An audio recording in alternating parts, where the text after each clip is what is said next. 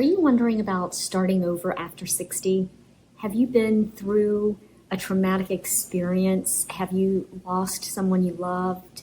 Have you experienced losing your job, losing your home? Have you had a health diagnosis? Anything that's caused you trauma or stress? Hey, I'm Diane, and I'm so glad you're here.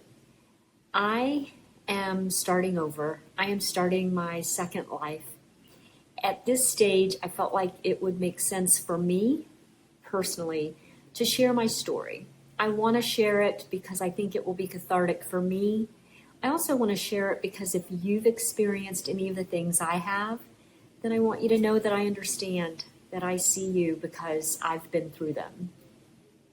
As I mentioned, I've been through all that I said earlier. I'm over 60 and thinking, oh my gosh, I don't feel 60. I feel like me. But yet I can walk into a grocery store or walk through my community and people look through me. At least that's what it feels like. And that's challenging because life is not over for me. And honestly, I'm not sure I could have said that exact statement, life is not over for me, just a couple of years ago. So now knowing that it's not is incredible. Starting over because I had to close 2 businesses. Starting over because my husband got cancer and he passed within 6 months during the pandemic in 2020. Starting over because I had to sell my home. Starting over because I thought I had something called complicated grief, but it really was severe PTSD, and I could not dig myself out of what I thought was just really bad grief. Starting over because I received my own health diagnosis, a serious one. So I relate to all of that and find myself so grateful that I'm here. It has been a long, hard 5 years. And in 5 years, the entire world changes. The thought of starting one of my businesses over again, I had an interior design firm for many years. I had a marketing agency for many years, even more years. I closed them in 2020 to take care of my husband. And to try to start that kind of business now after 5 years is night and day. Everything has changed. There are so many things, but I find myself very positive, very hopeful, and very grateful after this journey. And the journey's not over. I've been on a healing journey since April of 2024 and trying to recover from everything that has happened in my life in those past 5 years. So I want to share all of that. I want to be able to share the health healing journey and do it in a way that's just honest and authentic for me. Meaning, I want to share what I researched. I want to share what I found. I want to share my decisions, what was positive, what didn't work, what did work. But what I don't want to do is tell you what you should do or what you shouldn't do, because I have found myself being told you should, you shouldn't. I just don't think those are words that I want to say very often. So I don't have a medical degree. I need my own guidance on certain things. I do find that I'm willing to do research and I want to know the details about something before I make decisions. And so I want to share that with you. I want to share what my life has been like and what I'm thinking and what I am accomplishing or what I hope to do. I just want to have that sharing in a community type situation. It was 2020, the pandemic. I don't think I'll ever be able to untie the pandemic with my husband having cancer return so aggressively, so awful, and in 6 months of trying to catch up to everything that was happening and trying to take care of him and trying to deal with and find doctors and treatments and everything that was needed in the middle of a pandemic. It was lonesome, it was terrifying, it was traumatic on both of us. And so I can't ever tear those two apart. It's just in my mind, we'll be there forever. I had been married 33 years. I was a young girl that had decided I wasn't getting married. And then I had been doing a job where I was coordinating seminars and hiring staff, and I was traveling to different cities. And I had been in LA my first time, and I had come back to Florida to take a job and make enough money to move back to LA. So I had no plans of getting married, but I met my soon-to-be husband, and I knew really soon that I wanted to marry him. He just was the love of my life. We had never thought about, oh my gosh, what if this happens or that happens? You just live your life, right? And I just feel like I lost so much. I lost the person that I loved. I lost my life. I lost the experiences that are never going to happen now because he's not here, because I'm not in that old life. I lost my businesses, so I lost income. I had to sell my home. I had to pay off debt that got incurred during that time, and I had to live.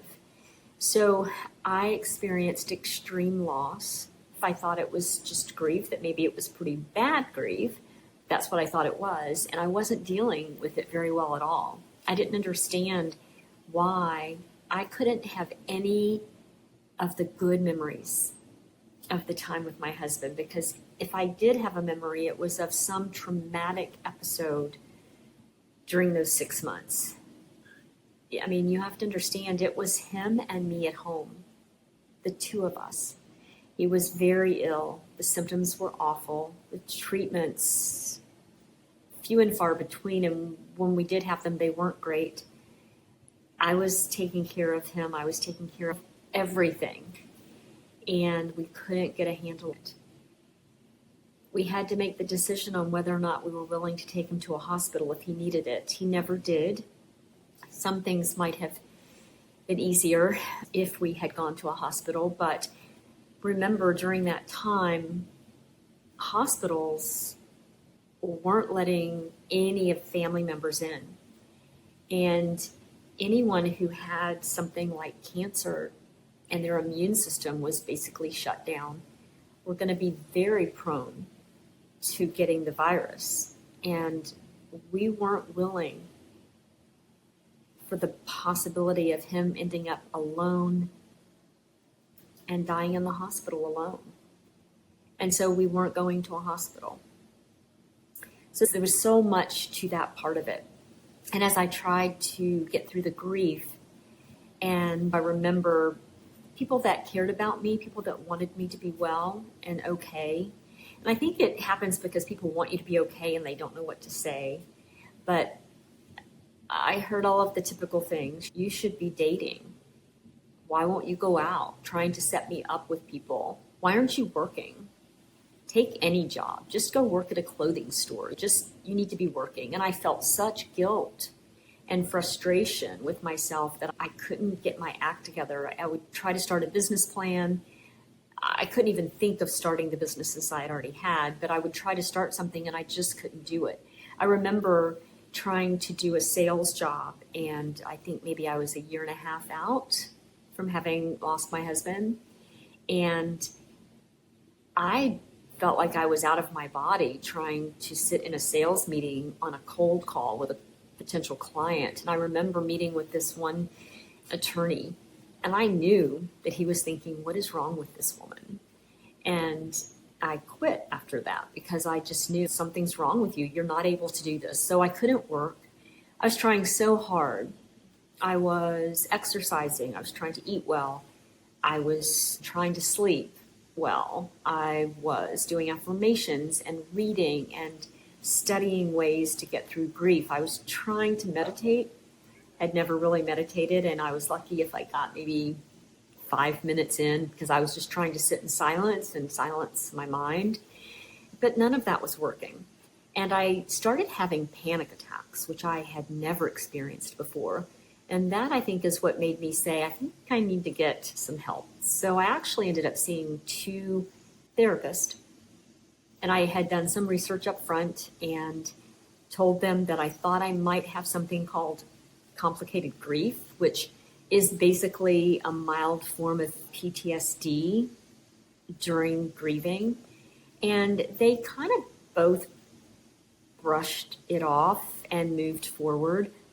And it was last year at a retreat when I was listening to an expert scientist talk about the symptoms of severe PTSD when I realized that is exactly what I had those past 3 years, was severe PTSD.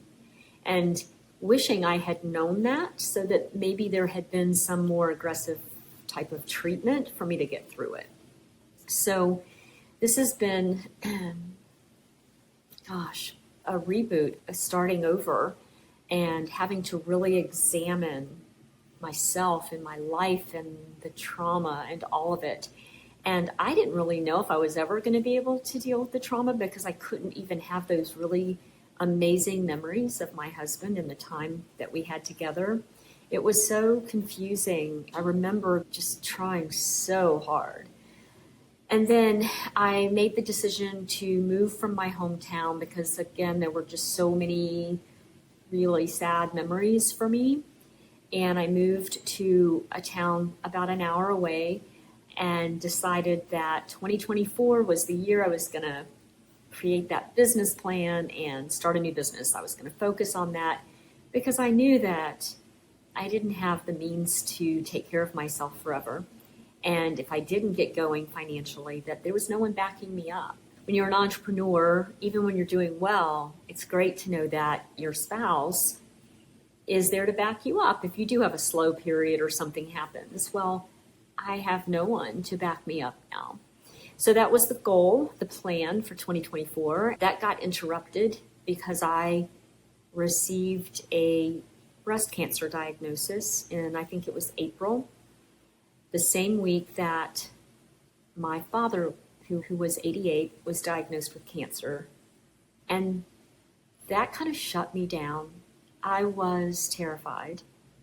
I thought I was going to die. And I can remember thinking, I'm going to die of this awful disease that I watched my mother die of, my husband die of. Now my father was dying of advanced cancer. They had told him he had 3 months. And I thought that how sadly ironic. I'd been so afraid that I was going to make myself sick. And here I had this diagnosis of something that I was terrified of. I had seen Western medicine fail my mom, and I had seen holistic medicine fail my husband. And even though he had done a little bit of Western up front, he had initial surgery, but they had failed them and they had suffered. And now my dad was dying, and I just thought that's what was going to happen with me, whether it was from the cancer or from the treatments. Shutting down at that stage was really difficult on my family because I couldn't be there as much as I needed to be there for my dad. I got better as we got into the first, second, third month of being able to do more. But as the doctors had told him, it was almost 3 months to the day that he died. So all of this was happening, and I was faced with, okay, I didn't really trust Western medicine, and did I really feel comfortable with holistic? I didn't know. So I had to fight the urge to just immediately jump in and do something because that's just normal. That's how we all feel. That diagnosis is just terrifying.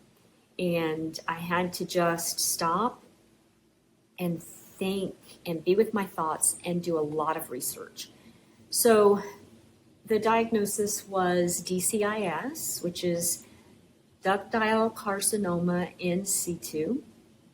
And some will tell you that that's stage 0 or precancer. I did have someone call it stage 1 cancer. It was non-invasive, slow growing, hormone positive, so ERPR positive. And I did interview a couple of doctors and settled on working with a surgeon.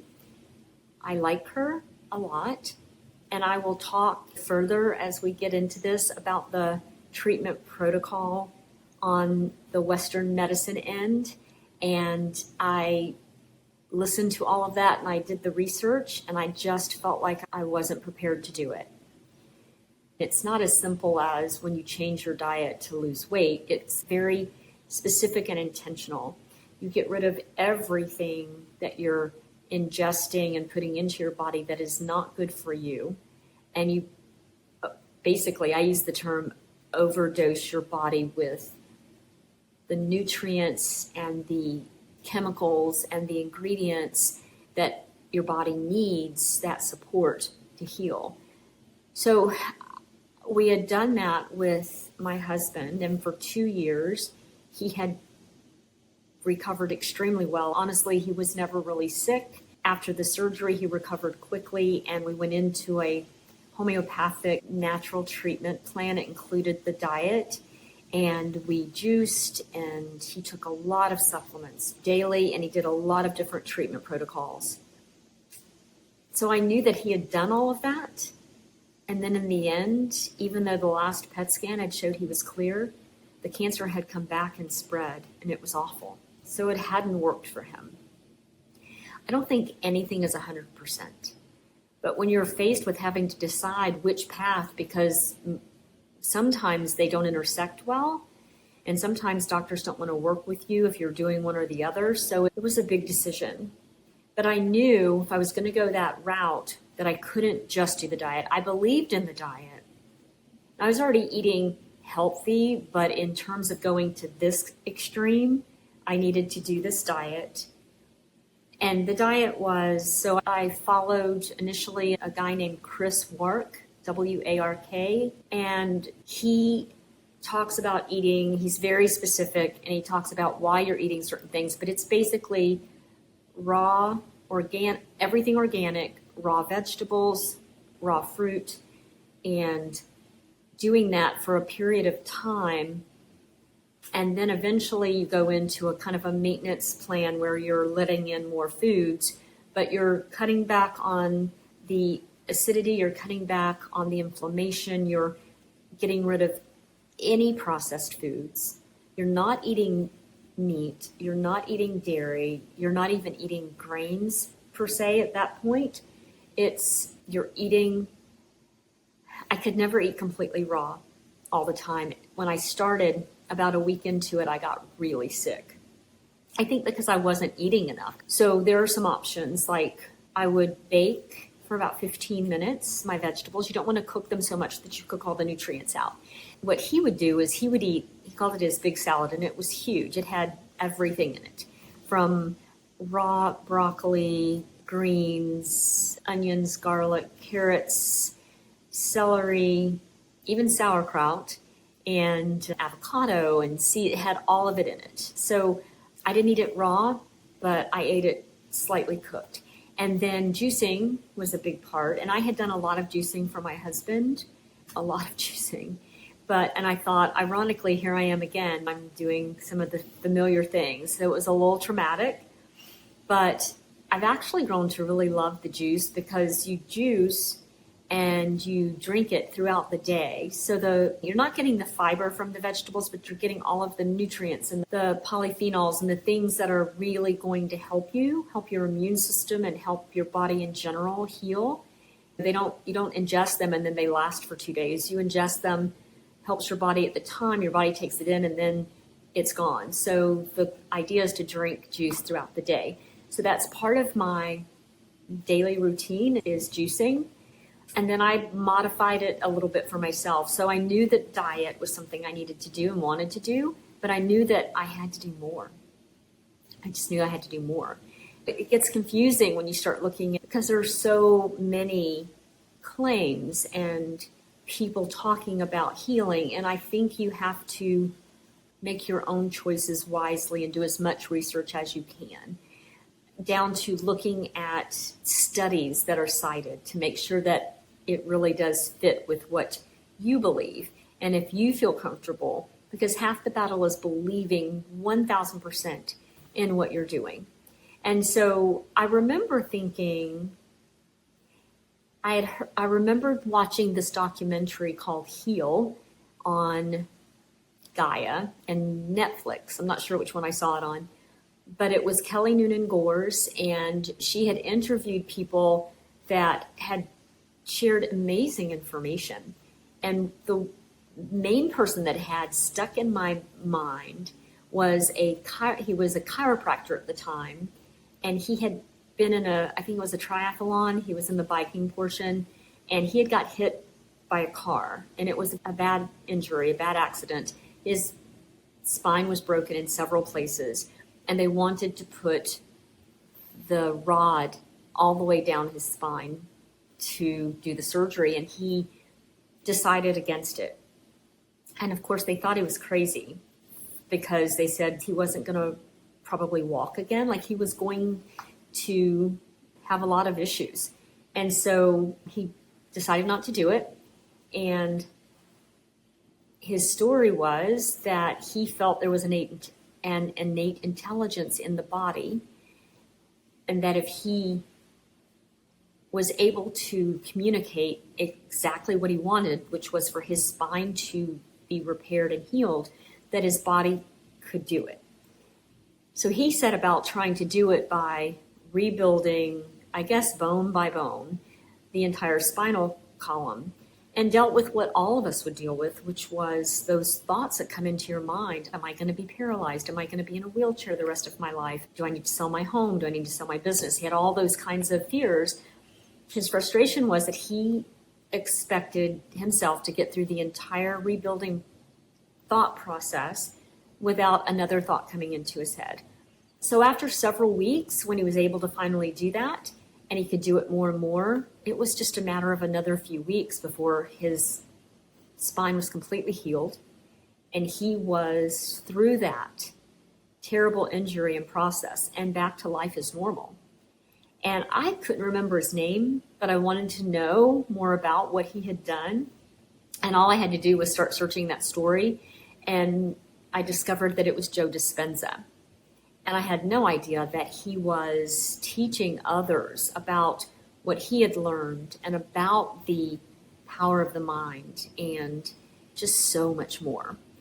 And so I started reading his books, listening to them, and watching every interview I could with him, watching everything with him that I could find. And he goes into such detail about the science behind what he teaches and what he believes. And the process that he uses is meditation. And it just all really made sense to me. And the science part was great because I'm very analytical, and having been so unsure about what kind of treatments to do and that I trusted, it made sense to me. So that was the thing that I went all in on. And I have been to 4 week-long retreats, and they were life-changing in every part of my life. I've healed this severe PTSD that I had. I feel like I'm ready for that second life. There's so much, and I've done other things along the way as well.